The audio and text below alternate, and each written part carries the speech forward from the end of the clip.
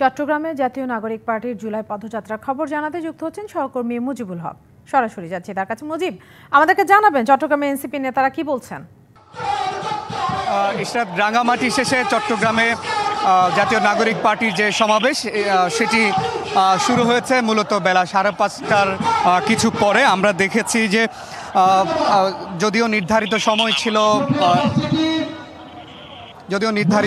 যে 6টায় এই যে সমাবেশ স্থল সেখানে কেন্দ্রীয় যে নেতারা সেটা আসার কথা ছিল, কিন্তু আমরা দেখতে পাচ্ছি এখনও তারা এসে উপস্থিত হননি। তবে সমাবেশের যে স্থল বা অনুষ্ঠানের স্থলে যারা আছেন চট্টগ্রামের নেতারা, তারা বলছেন অল্প কিছুক্ষণের মধ্যে হয়তো তারা এখানে এসে পৌঁছবেন।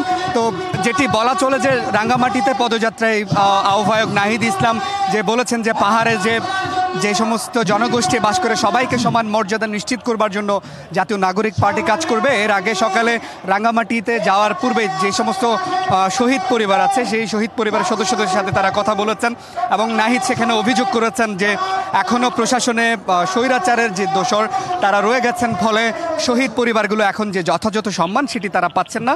সেই অভিযোগ কিন্তু জাতীয় নাগরিক পার্টির আহ্বায়ক তিনি করেছেন। পাশাপাশি অন্যান্য যে সমস্ত রাজনৈতিক দলগুলো তাদেরকে যেভাবে সহযোগিতা করবার কথা সেটিও তারা পাচ্ছেন না বলে অভিযোগ করেছেন। অর্থাৎ মাঠের রাজনীতি দিয়ে মোকাবেলা না করে হামলা সহ অন্যান্য যে সমস্ত পদক্ষেপগুলো আছে সেগুলো নেওয়া হচ্ছে বলেও কিন্তু তারা অভিযোগ করছে।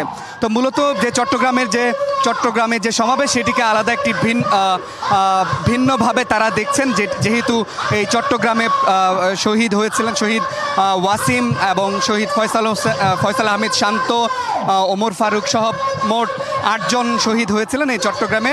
সেক্ষেত্রে সেই সব পরিবারের সাথে তারা কথা বলেছেন। পাশাপাশি যেই মূলত উদ্দেশ্য যে সংস্কার, পাশাপাশি জুলাই যে সনদ সেই দাবি কিন্তু নিয়ে সাধারণ মানুষের সাথে তারা কথা বলছেন।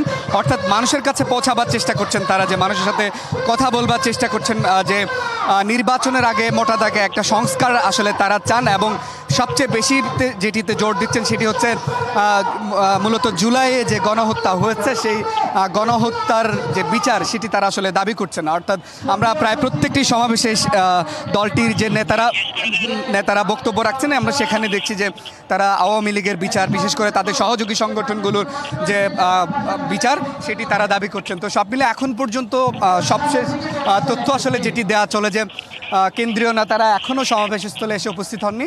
এর বিপরীতে আমরা দেখছি আইনশৃঙ্খলা বাহিনীর এখানে এক ধরনের কড়া নিরাপত্তা ব্যবস্থা রয়েছে। আশেপাশে পুলিশ এবং অন্যান্য বাহিনীর যথেষ্ট সদস্য মোতায়েন রয়েছে। আশা করছি কিছুক্ষণের মধ্যে এখানে কেন্দ্রীয় নেতারা এসে উপস্থিত হবেন। তো সব মিলেই ছিল খবরাখবর। ইশরাত, ধন্যবাদ মুজিব।